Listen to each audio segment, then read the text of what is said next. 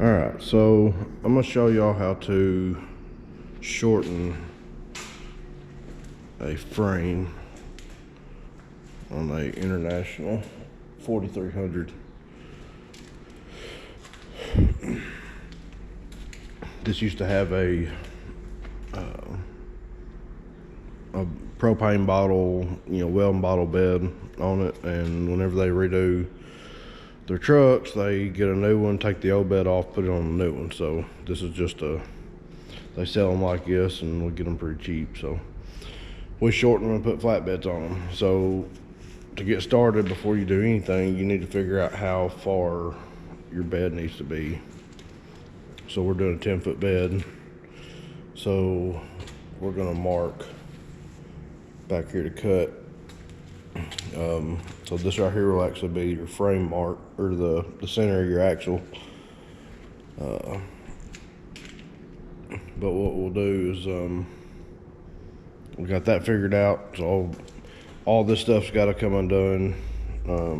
All these bolts got to be undone, and we'll lift it,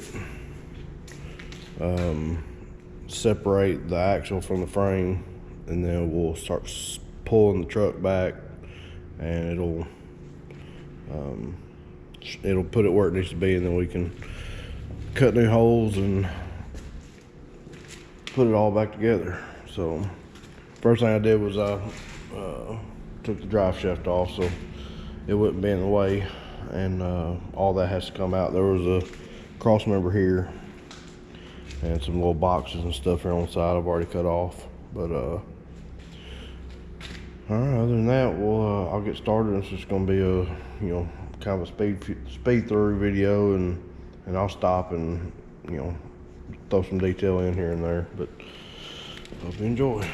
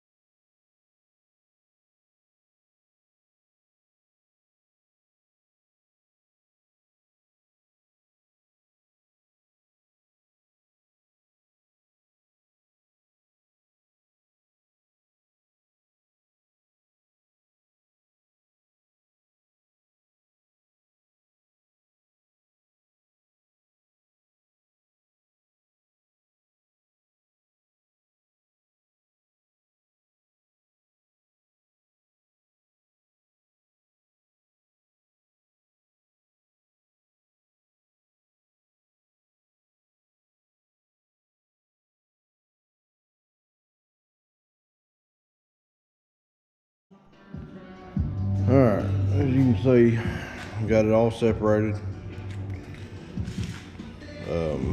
Couple of these were seized up pretty bad, so I had to cut, actually torch them off.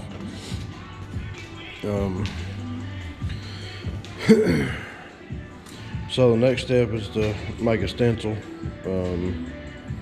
What you'll do is take you a couple pieces of cardboard paper, and you'll make you a stencil like I got set up on the other side, and I'll show you that.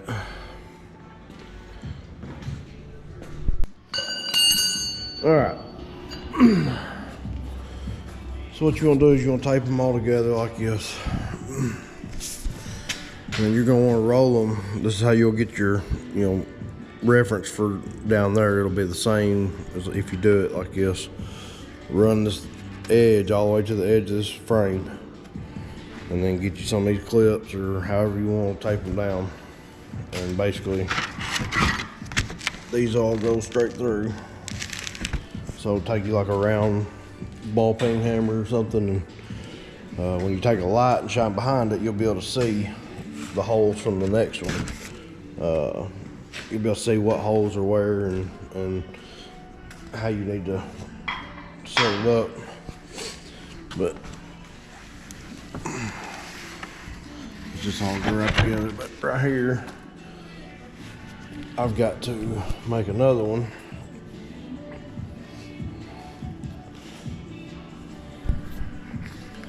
So if you look here, see that hole right there? I got that one and that one. I've got to make new holes, so I'm gonna run this piece of one.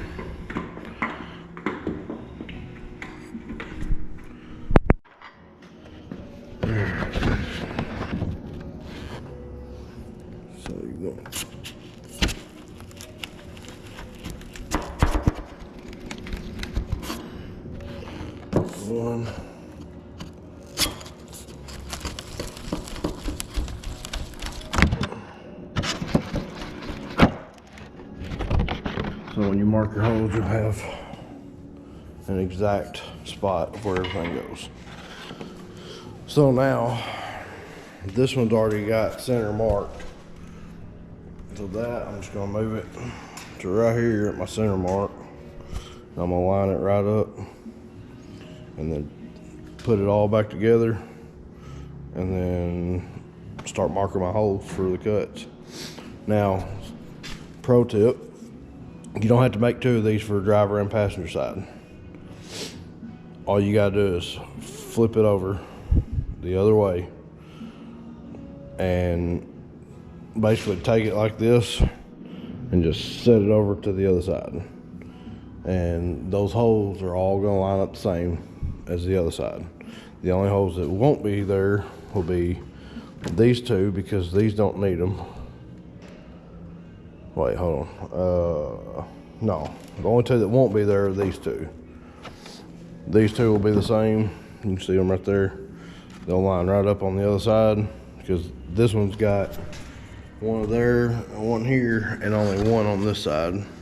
So this side won't have it, but that's why I'll mark, you know, driver side, and the other side, I think I've got it marked out what these aren't on that side. So you just gotta make it make sense and get it all marked, and I'll show you how we actually cut the holes for it.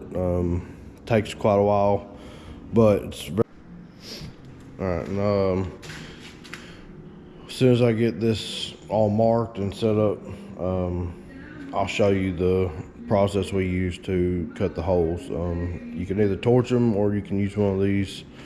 Most people, if you're doing this at home, don't have this. It's a very expensive tool. It's a magnet drill press on the side that you can just stick to it and it drill presses it. But very expensive. You can torch them. It's not near as clean, but it still works. And I'll show you how we do all that. All right. So you see, I got all the new holes marked.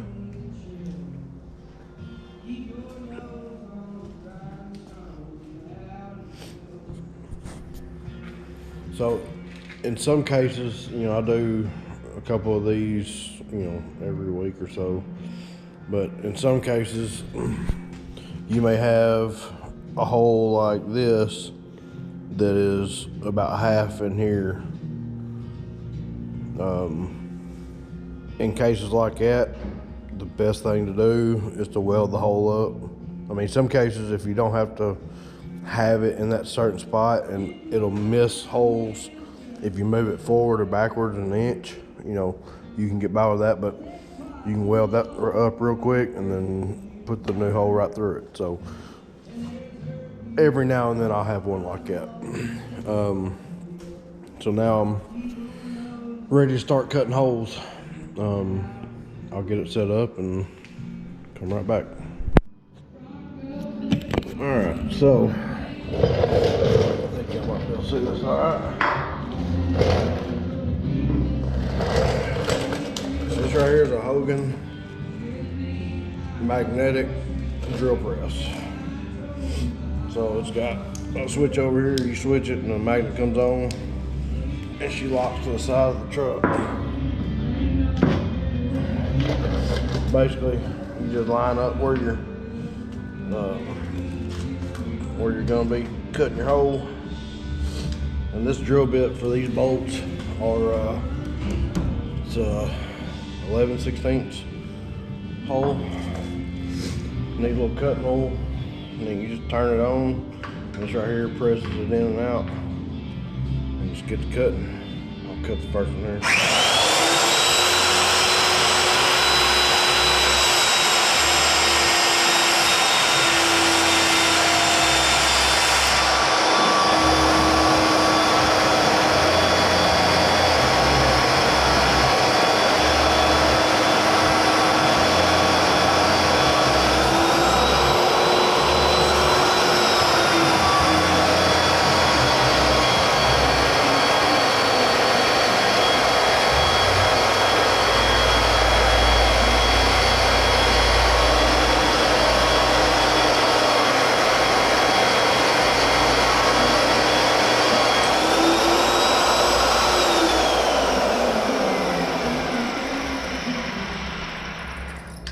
Once that's clean,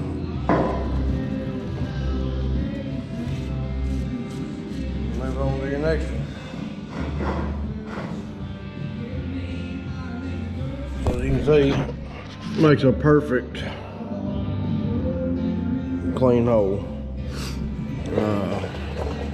Downside is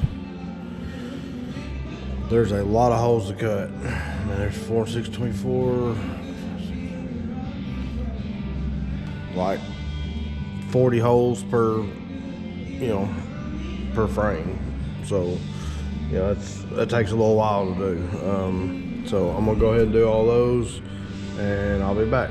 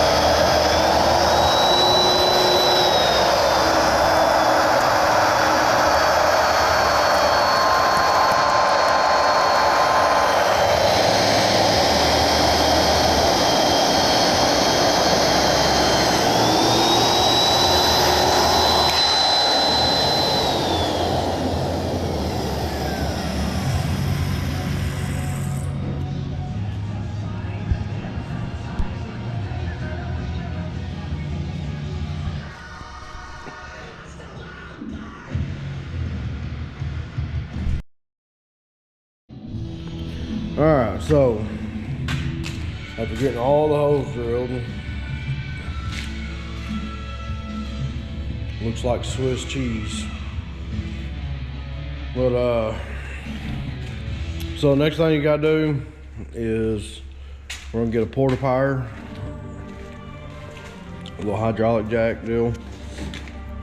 We're gonna put it right here and push out just enough to release these right here, because this is the frame is squeezing on these, so you just got to push out just enough to release it there and there with that one. And after both of those are released, we can start pulling the truck bed this way, and it'll start shortening that gap. So that's kind of the tricky part with me anyway. It's best to have two people.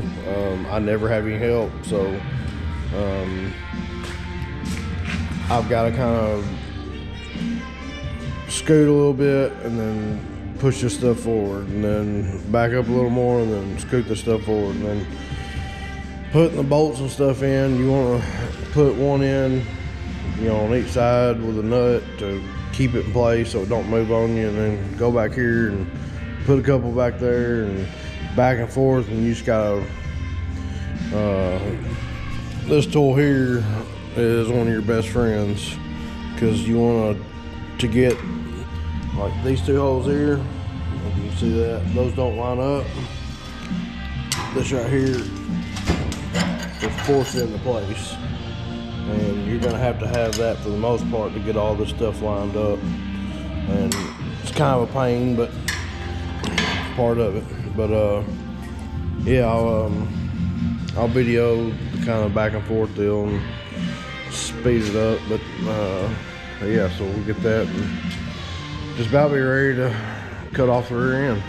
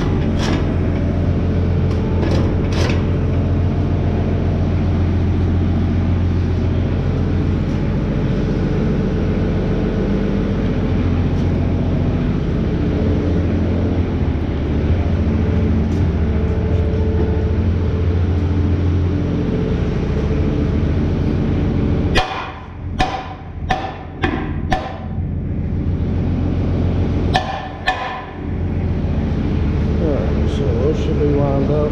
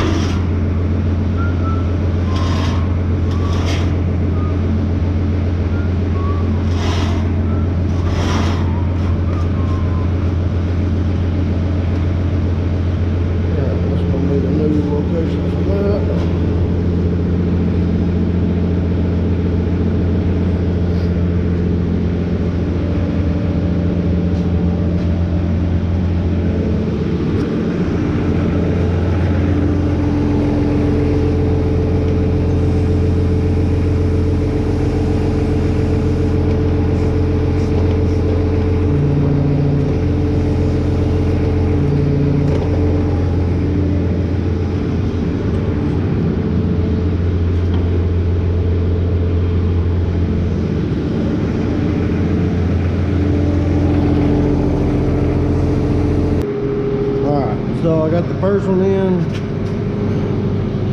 I've got this pretty much where it's going to be. So whenever I get all this loosened up and set, everything ought to be right where it's supposed to be and bolt right together.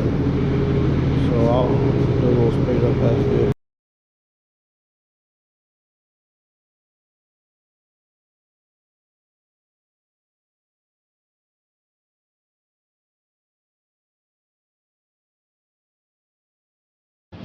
All So I got a bolt on each side. That gets them all set in place. And now it's about time for me to go home for the day. So I'm gonna go ahead and cut the video short, and I'll pick back up again tomorrow. But for the most part, we're on the home stretch. Just got to get the rest of the bolts in and shorten up all this extra, basically cut and slice or cut and put back in. Go ahead, gotta put all this stuff back on, and then get our measurement for the drive shaft and send it off to get it cut and redone, and we'll be able to cut the rear end off, and that'll be it. But yeah, like I said, I'll pick back up on it again next video. Alright, so basically what we're doing now is pulling all these lines further up this way. All these air hoses for the brakes and stuff are too long, so you got all this extra that don't need to be here. So cutting them, some of these fittings are easy to come off. Some of them, like on these, are just not coming. So it's best just to cut them long and then cut this one short and join them up. So I'm gonna finish doing this, tying all this extra harness up, and get everything ready to, you know, bolt all these back together and get ready to cut it off. So I'll be back in a minute. Alright guys, I went ahead and bolted everything up. Got all the lines tied up and all the extra up here trimmed down, and all this extra wiring harness tied up. So now basically what you want to do, you got to get the drive shaft. So typically you can use what's already here. Sometimes I have to change this to a one with, there's, for these long vehicles, there's some of these plates right here are longer than the other ones because it gradually falls downhill. So this one should be fine. So what you want to do is you want to, the one with the side of the yoke, you want to use here because you got to be able to fit in between. So what you want to do is you want to close that yoke all the way, and you want to measure from the farthest inside of there all the way to the outside of here, which I'm doing 33. So inside where that one's going to go, and then the yoke will come up here. So 33 will give me plenty of room to get it in there and then extend that yoke out and hit the mark. So on your drive shaft, what you're going to do to measure that, so you need 33 inches.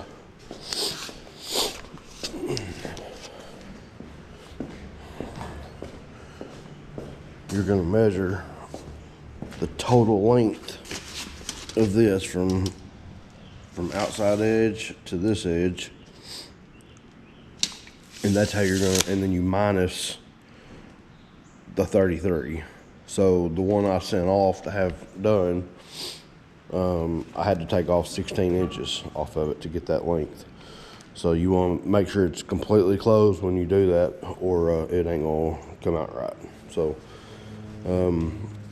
so basically that's just about it. After your drive shaft's done, reinstall it,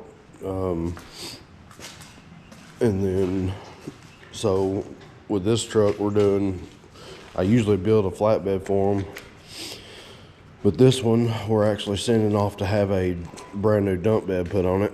So the length they needed was a 10-foot bed But I usually add another foot and walk my line and cut it, and that gives them a little extra if they need it. If they don't, they can trim off the excess. So other than that, man, that's it. It's definitely a pretty easy job once you. I mean, obviously for me, I've done 100 of these things, but as long as you've got an extra set of hands, and you know, obviously most people don't have a forklift sitting around, but you can use a big, you know, floor jack with, you know, some way to get an extension up there to push up. You know, I mean, it's fairly easy to do if you've got the right equipment. Definitely gonna want to impact, because these bolts here are, sometimes they can be a booger. And if you buy the new bolts, like I had to cut 3 bolts on this. So if you buy these new ones to do this truck, it would cost, on every one of them, it would cost you about $100, just some bolts, maybe a little more than that. But that's it, folks. If you got any questions, just leave them in the comments, and I'll try to answer all I can. Thanks.